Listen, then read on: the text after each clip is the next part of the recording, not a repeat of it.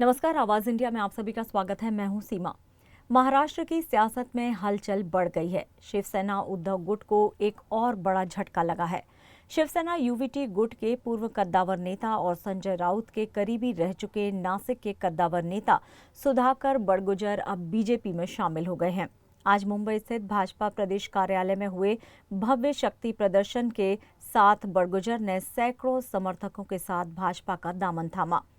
हालांकि बड़गुजर का नाम कई विवादों से जुड़ा रहा है। दाऊद से रिश्तों से लेकर गोलीकांड तक कई आरोप उनके और उनके परिवार पर लगते रहे हैं। बावजूद इसके बीजेपी में उनकी एंट्री ने नए सियासी सवाल खड़े कर दिए हैं। अपने ऊपर लगे आरोपों को खारिज करते हुए बड़गुजर ने कहा है कि मैंने कोई गलत काम नहीं किया है, मेरे खिलाफ साजिश रची गई थी। ये आगामी आने वाले चुनावों से सिद्ध हो जाएगा। आपल्यापर्यंत पक्षापर्यंत काय माहिती दिली मला माहित नाही, पण मी खरंच निष्पाप आहे। समाजाची सेवा करतो, समाजासाठी झटतो। कोविड काळामध्ये 45 रक्तदान शिबिर घेऊन 23 61 ऑर्डर हे मी सिव्हिल सर्जनला दिले त्या काळामध्ये। कोणी बाहेर येत नव्हतं। त्या काळात कोविड सेंटर उभं केलं आणि पक्षासाठी ज्यांनी ते काम केलं,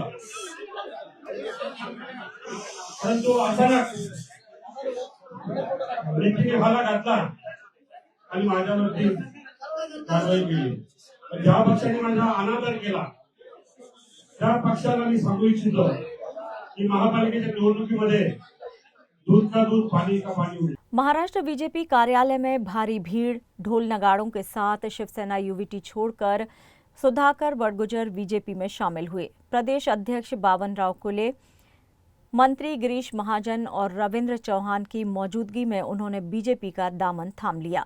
उनके साथ बबन घोलप, अशोक मूर्तडक और पूर्व महापौर नैना घोलप भी बीजेपी में शामिल हुई।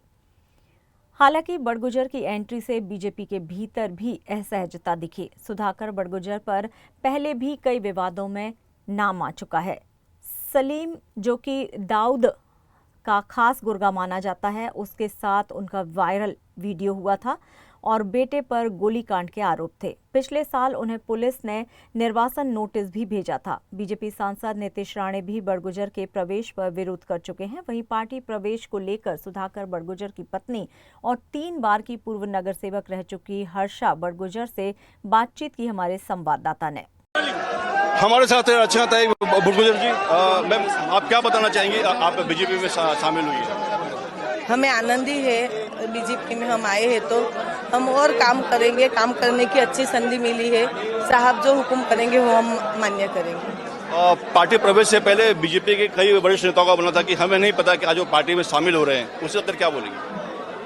उनको मालूम नहीं होगा तो उन्होंने बताया ऐसा कि आज प्रवेश है, ऐसा मालूम नहीं होगा, लेकिन साहब ने बोला था आज प्रवेश है।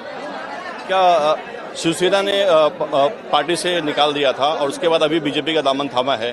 अगर शिवसेना में अगर वो रहे होते तो क्या फिर भी बीजेपी का दामन थामते? वो तो वक्त ही बताता सर, वक्त ही बताता।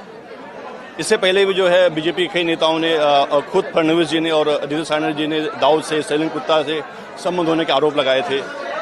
उसे लेकर आप कैसे देखती है? उन्होंने जो बोला, उनको जो लगा वो बोले, लेकिन अभी बावनकुळे सर ने बोला कि जो माने अंतिम निर्णय होता है उसी पे सब कुछ होता है ना, ऐसा कुछ नहीं। बीजेपी में शामिल होने की और क्या क्या वजह है? आखिर बीजेपी में ऐसा क्या है? सर हम भी अभी तो आज आए हैं बीजेपी में। अभी हम काम करेंगे और काम की जो बोलते हैं चिट्ठी वो देंगे। हमें काम करना है, लोगों का भला करना है, लोगों के वास्ते सुविधा लानी है। नहीं बड़गुजर जी ने कहा है कि हमारे पर जो आरोप लगाए हैं वो आरोप झूठे हैं और हम चुनाव में दिखाएंगे। हाँ, साहब ने बोला है तो। आप लोग क्या बोलना चाहेंगे बीजेपी में शामिल होने में? बीजेपी के बारे में में मैं नहीं बोलना चाहूंगी।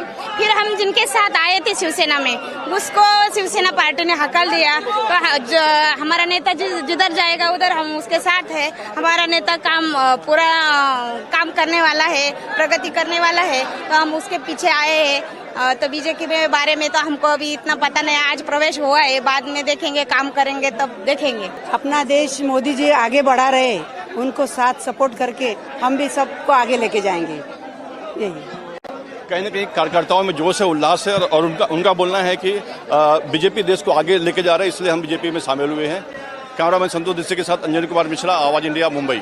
अब देखना होगा कि ये सियासी ट्रांसफर बीजेपी के लिए वरदान साबित होता है या सिरदर्द, क्योंकि आरोपों की लंबी लिस्ट और पुराने विवाद बड़गुजर का पीछा अब भी नहीं छोड़ रहे।